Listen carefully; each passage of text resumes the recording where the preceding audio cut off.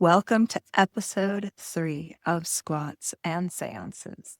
It's time for a deep dive into exercise physiology to debunk several widely held and persistent myths about exercise and training. You can listen to episode 1 for a review of my professional fitness, physiology, and nutrition training.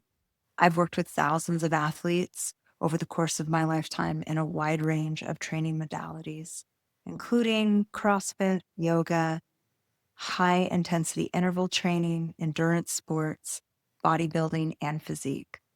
Everything I will present in the episode is backed by science and clinical research. In full transparency, all articles will be made available for your own reading and discernment. I hope you'll find this information articulate and actionable. Let's get started. This episode is called Flexing the Truth: 5 Things No One Told You About Fitness. Myth number 1: cardio is the best way to achieve body recomposition. What is body recompositioning? Body recomposition is defined as the simultaneous loss of fat while gaining lean muscle mass. It is not one or the other, but both.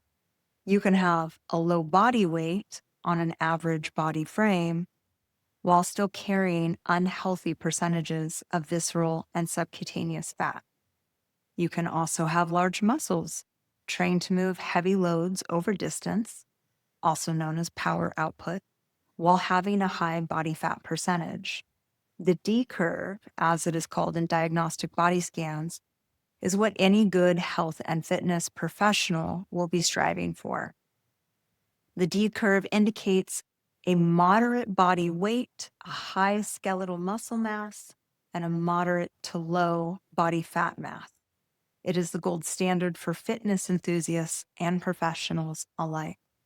So why then, if cardio burns a substantial amount of calories, does it not produce these desired results?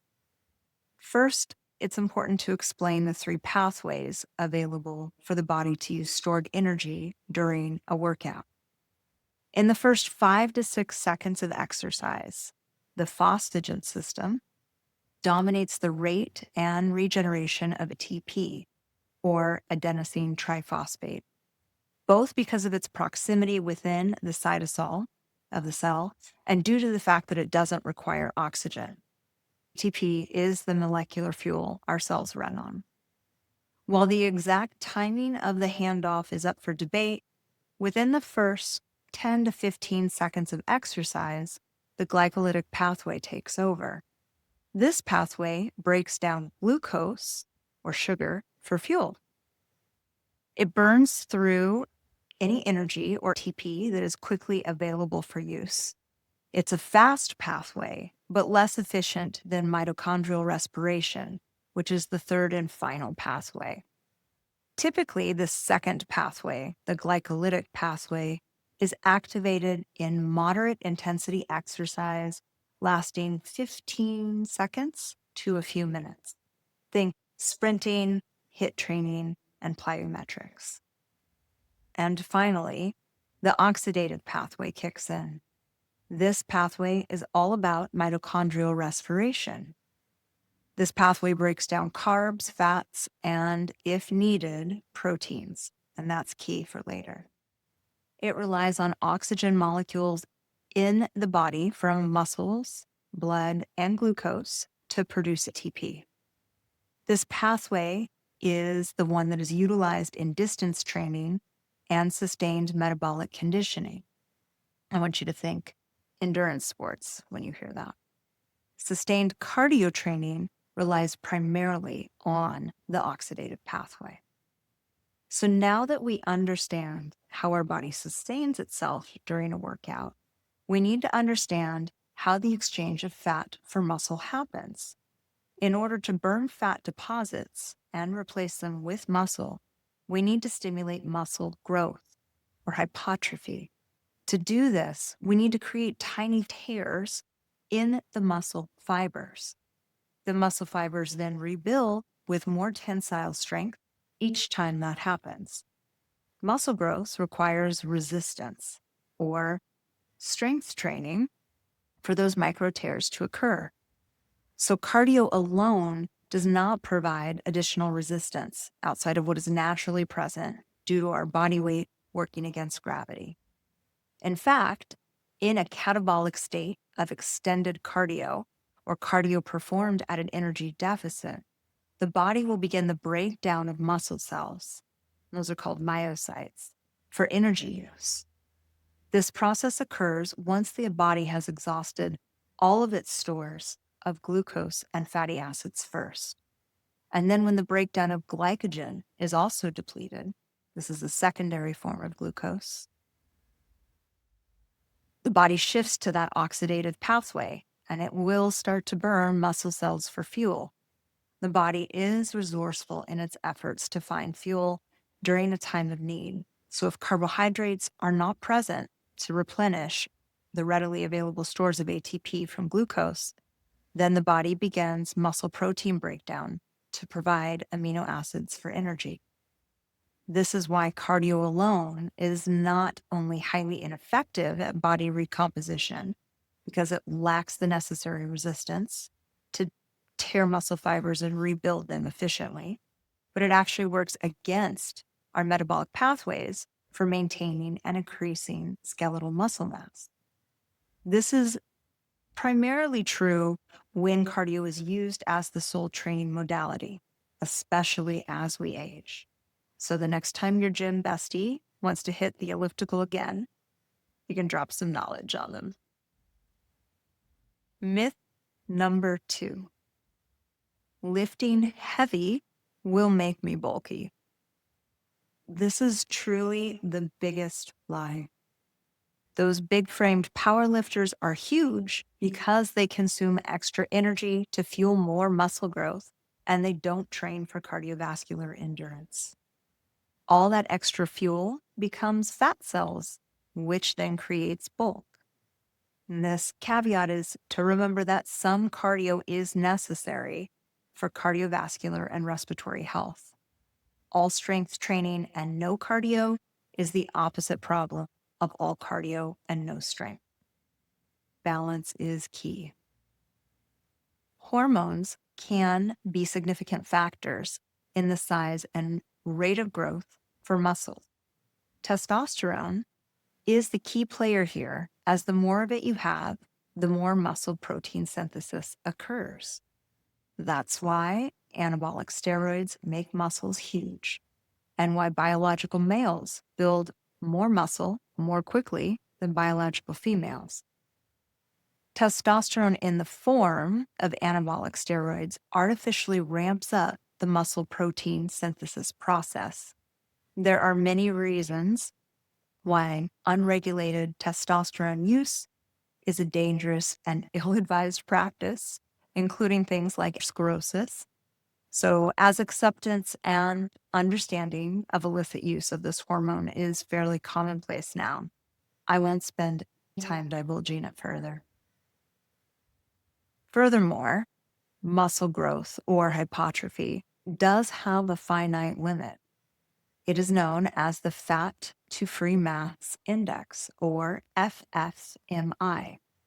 The base formula for calculating the potential amount of growth in muscle mass an individual can have is as follows. Ready? You have your fat-free body mass in kilograms times your height in meters minus 2, and then adjust by 6.3 times 1.8 meters minus your height. And this calculation will help you figure out the potential ratio of fat to free mass that you alone have. I don't think anyone listening is likely to need to calculate their potential for muscle growth, but just know that if you did want to figure it out, a formula does exist, which I think is super cool. The Clinical Journal of Sports Medicine reported in an article that the normalized FFMI values of athletes who had not used steroids extended up to a well-defined limit of 25.0.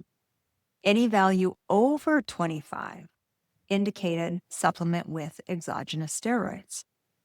It's important to point out here that the FFMI is a ratio of muscle mass relative to height and divided by fat-free body mass. A score of 25 does not equate to 25 pounds of muscle. But I digress. The point is, if you are someone who has never trained for strength, when beginning this new modality, you will have body recomposition take place. And yes, this means muscle growth. And muscle growth does mean that those muscles will increase in size and strength, but only exponentially and to a set point determined by a number of factors, including nutrition, genetics, and the training modality used. Remember that what you should be aiming for is an exchange of fat cells for muscle cells. Without adding external muscle protein synthesis drivers like testosterone, eventually your muscle fibers will hit a stop point, and I guarantee that will be surprisingly less bulky than you imagine. There are many other factors that affect what some mistakenly think is muscle bulk. The biggest of these is excess nutrient availability, i.e., overconsumption of calories. When energy expenditure does not match our energy intake, or our ins and outs are not balanced, our body does what it was biologically programmed to do. It stores extra energy for when it may need it later. For our ancestors, this used to create necessary storage banks for famine, food, running from a plague of man-eating tigers, etc. For us, well, we just get bigger everywhere. Any extra fuel is laid down as subcutaneous fat and not muscle. Often what we perceive as muscle bulk has a substantial layer of insulation over it. In addition to fat stores, inflammation also causes the perception of bulk. And let's recall that strength training is targeted tears in the muscle fibers from exertion and load. A freshly trained muscle is, by definition, an inflamed one. Other factors, such as intra and extracellular fluid, can contribute to a feeling of bulk. This is primarily dependent on your state of natremia or the concentration of sodium in your blood. Have you ever had sushi for dinner and woke up the next morning with pitting edema and tight socks?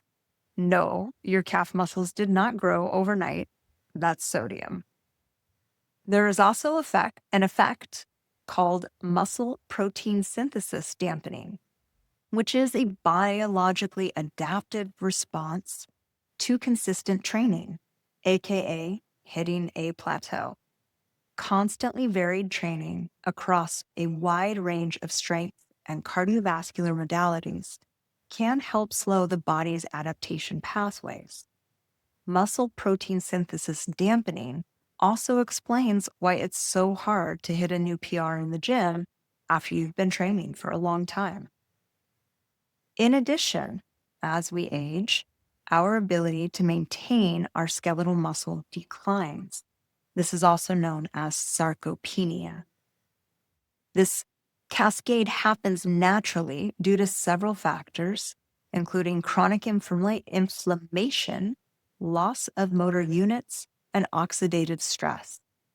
Its rate of occurrence is correlative to how inactive the body is, how much chronic disease is present, and how stressed the cells are. All of these factors tend to ramp up as we age due to a slower turnover of cell growth. As we age, our testosterone production tapers down for both men and women. This also contributes to a decline in skeletal muscle mass. Harvard reports that by the age of 30, the rate of decline of skeletal muscle mass for men is 3 to 5% per decade, with a total loss of 30% of muscle mass over a lifetime. For postmenopausal women, those numbers are even higher. So in summary, Does lifting weights make you bulky? Big no. I have presented a substantial amount of information to dispel an outdated and incorrect training myth. Lifting weights makes you stronger, not bulky. Not only is strength training not the enemy, but it is imperative to maintaining body function and health as we age. Myth number 3. Abdominal exercises will give me a six-pack. Fitness enthusiasts and professional fitness instructors alike are guilty of perpetuating this incorrect belief. Let's break down the layers of lies here. First and foremost, we should look at the physiology involved. The primary muscles of the abdomen are the rectus abdominis, the pyramidalis, external and internal obliques, and the transverse abdominis. These muscles all lay or sit between your ribs and pelvis and are generally in the frontal plane of the body. They work in conjunction with the posterior chain muscles in your back to make up your core, and they stabilize the trunk of your body. Literally everything we do, from breathing to standing up straight, involves our core. With the exception of the pyramidalis, all of these muscles are present in every individual that's born, the same as we all have hamstrings, glutes, and biceps.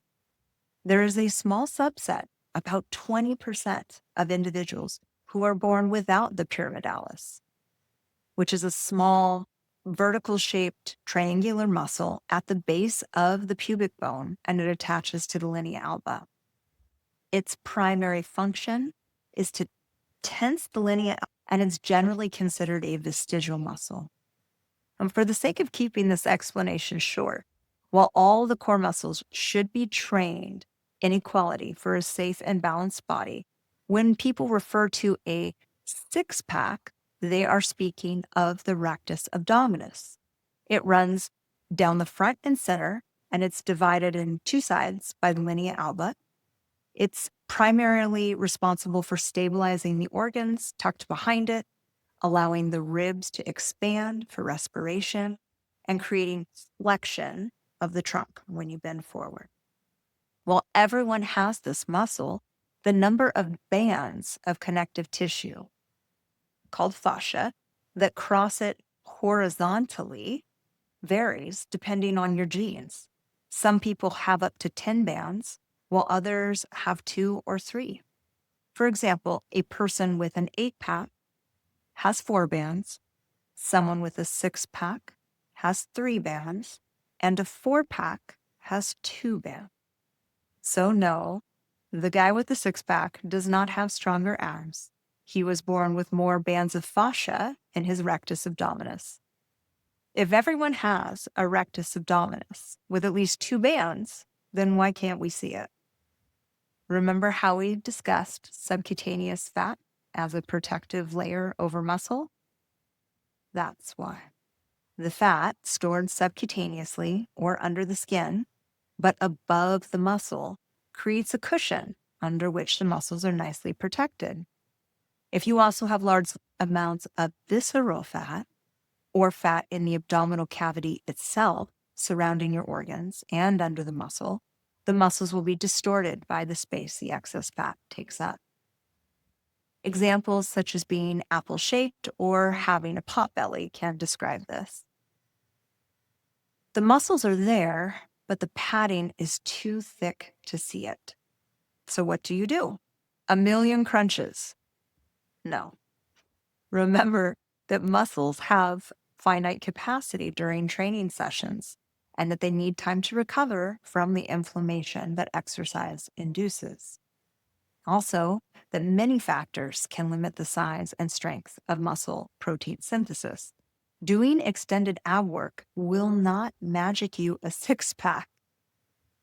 Reducing fat deposits is the only way to bring muscles out of hiding in this area.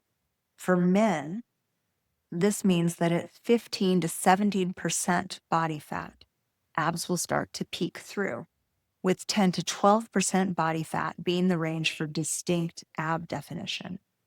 Women who need naturally higher body fat percentages for optimal hormone function and bone density retention start at 22 to 24% for slight definition, with below 16% body fat offering maximum visibility of the abdominal muscles. It is worth noting as well that for women with less than 15% body fat for extended periods of time, risks substantial long-term effects for reproductive and bone health.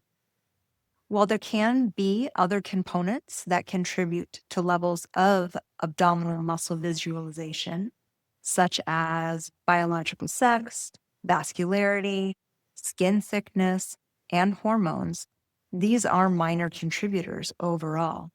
The main determinants are body fat and the genes that determine how many bands of fascia you're born with in your rectus abdominis. If you want defined abs, you need more energy expenditure, preferably in the form of high intensity interval training, cardio, and strength training using compound functional movements that involve the entire body and activate the core, not laying on your back and doing a million crunches. You need adequate protein intake to support muscle protein synthesis. And most importantly, you need a reduction in whatever habit is supporting your subcutaneous and visceral fat excess, be that sugar, processed food, poor sleep, chronically elevated cortisol levels, alcohol, or in very rare cases, excess dietary fat. Myth number 4. Partial squats, bicep curls, and other isometric movements are great. Lunge pulses, squat pulses, half push-ups, these all seem like they would be helpful training movements, but unfortunately they are not. Optimal movement of the body requires all the muscles and skeletal components to support our mini joints.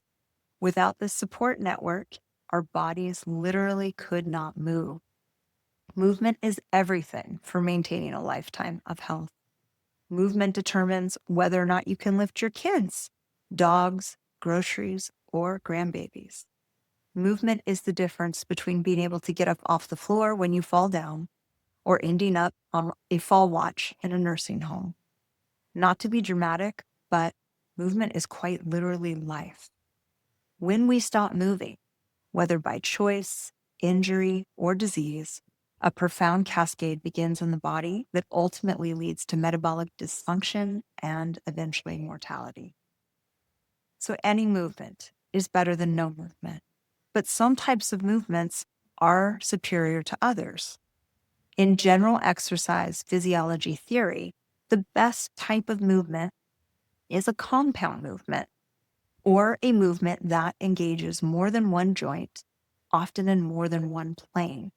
In contrast, a movement like a bicep curl is considered isometric. It works a single muscle group, the biceps brachii. Doing an isometric movement is definitively still better than doing nothing, but it is highly inefficient, especially if you have a finite amount of time to train. Every muscle contraction requires an agonist, or the primary muscle that is contracting to flex or extend the joint. But every muscle contraction also requires the opposing muscle group that must yield or stretch to allow the contract. In this example, my tricep that has to yield in order for my bicep to flex. Every muscle contraction requires an agonist and an antagonist for both fitness and function. Have you ever seen a beefcake at the global gym with rounded shoulders and horrible posture, but gigantic pecs? This is because they likely overtrained bench press and didn't balance it out with weighted rows. And perhaps you've seen somebody with a gigantic upper body and little tiny chicken legs. Their imbalanced training sessions landed them there. The next example I want to use to illustrate my point is the squat. A properly performed body weight squat is, in my opinion, a thing of beauty. I adhere to the belief that no one should really move forward to weighted squat training until they have an established squat at body weight. Squat form and technique is something that we can and probably should cover in detail in another episode. But it's good to know a functional squat is a concentric and eccentric movement that covers the full range of motion of the hips and knees. Keeping this explanation incredibly simple, the individuals should begin standing, descend down into the squat with body weight distributed over the heels, then stop the range of motion while still under tension with the hips just below the level of the knees. Then they stand back up so that the hips open at the top and they are back where they began. The ability to squat deeply or below parallel has been linked to numerous health benefits that are not just limited to the hips. I want you to think knees, ligaments, back and spine, ankles, and core. In order to perform a full range of motion squat, numerous muscle groups must fire, and in order. In the descending or eccentric phase, this includes quadriceps, hamstrings, glutes, adductors, calves, anterior tibialis, hip flexors, and core muscles. Then the ascending or concentric phase of the movement involves glutes, again, quads, hamstrings, calves, and core. In order to reap the benefit of the engagement of all of these muscles, it is important that each muscle is given the opportunity to contract and then expand in its full range of motion. A partial range of motion squat, or squats held in the partial range of motion and pulsed, blunts the muscle's ability to fully contract and fully expand naturally. Over time and with repetition, these muscles will shorten artificially. In this pulse squat example, this is usually the anterior or frontal plane because the tendency is to shift the weight to the toes when you're held in that partial squat. Thus, the benefit to the posterior chain and the joints involved in the original full range of motion movement are now negated. One caveat to this is when injury or disablement is involved. Then it can be appropriate to program partial range of motion squats, such as squats above parallel and squats to an elevated object. It's a case where some squat is better than no squat, but if you've got squat, then you should squat and squat to depth to get the rewards of happy joints, balanced muscles, and a perfectly sculpted ass. You can apply the principles of these two examples to any movement. Doing half push-ups will never build the strength to do one full push-up, as the first 1 to 2 inches of contraction coming off the ground as the pectoralis muscles fire are the hardest. If you don't practice push-ups all the way to the ground and all the way back up, you'll never achieve a full range of motion push-up. Find a way to assist your body weight while you build strength and practice the full range of motion from the beginning. The same goes for pull-ups. The first 1 to 2 inches of lift at full extension are the hardest when you first get started. Cutting the range of motion for the sake of more reps in a partial range of motion setting only cheats yourself of the benefit of the movement. Training on those machines at the global gym, remember the antagonist-agonist connection and the dude bro who only benched. You have to train both the muscle group of target for that machine and the muscle group opposing the movement. If you want to be the most effective you can be while spending the least amount of time training, drop the machines and opt for functional fitness classes or full body compound movements like deadlifts, kettlebell swings, walking lunges, and several of the movements I've already covered, such as squats, push-ups, and pull-ups. If you truly must train bicep curls, do so with a walking lunge or another dynamic movement at the same time. If you must pulse your squat, add a 1 ratio of pulse to full range of motion through the joints. The goal here is for compound movements, those that are replicated from real life, A good compound movement should include several muscle groups that have to work synergistically and should involve many joints. All right. Fifth and final myth: stretching is optional. We have all been guilty of this one, myself included. But here's the deal: stretching is never optional. Healthy joints require healthy muscles to support them. Healthy muscles must be strong and flexible to facilitate the wide range of motion required to be a balanced bipedal species. A body is in balance when the antagonists and the agonists for each muscle group are equally developed and equally flexible. Let's paint a picture here of the classic gym rat that shows up, skips cardio, lifts heavy, and leaves the gym sans cool down. Let's also pretend that this individual did a good job working all the muscle groups evenly during their training. Each muscle group was contracted properly, and strength gains via muscle protein synthesis are incoming. This person follows the same routine every day without fail. They start to see welcome signs of body fat recomposition and muscle growth. Over time, though, they notice that it becomes increasingly harder to reach their shoes, to get up off the floor, to grasp their hands behind their back, or straighten their arms overhead. Their knees start to ache. Most days, they can no longer touch their chin to their chest. For all of their visible strength, they are decidedly miserable in their new physique, and their range of motion is drastically decreased. This is what happens to muscles that are continually strengthened, which is contraction or flexion, and never stretched or extended.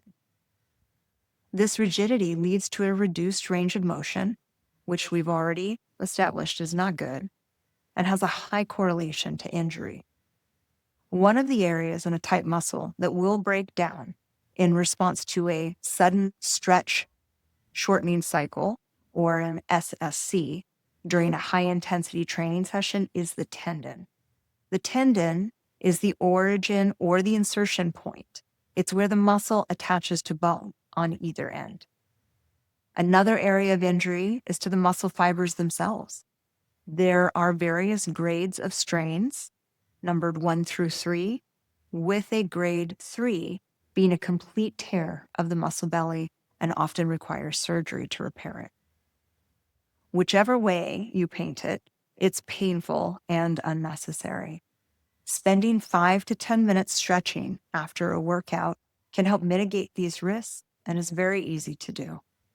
Remember to stretch muscle groups evenly and hold the stretch for 10 to 30 seconds at full extension.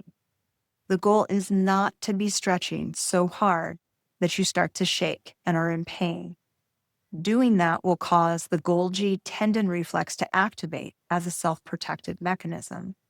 The Golgi tendon organs are located within the tendon of the muscle, and they send an SOS to your central nervous system when a muscle is under extreme tension.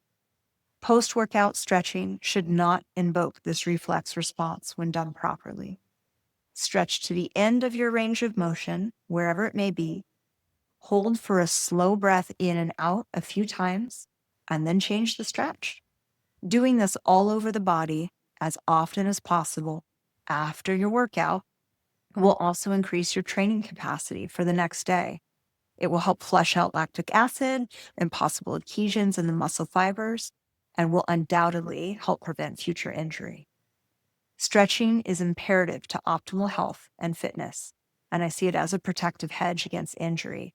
It really should not be considered optional. All right, well, we've covered a lot. I hope this episode has helped shed light and clarity on several prevalent myths surrounding exercise physiology in a way that was easy to understand and applicable. Incorporating these science-backed truths into your training should help novice and pro alike. In closing, I want to offer a reminder that your voice matters, and I would love to connect with you. If you feel called to contribute to this community, please reach out. You can email topic ideas, suggestions for interviews, and feedback You can find new episodes of Squats and Seances on all major podcast platforms and the adjacent vlogcast on my YouTube channel. Find and follow me on social media at Squats and Seances.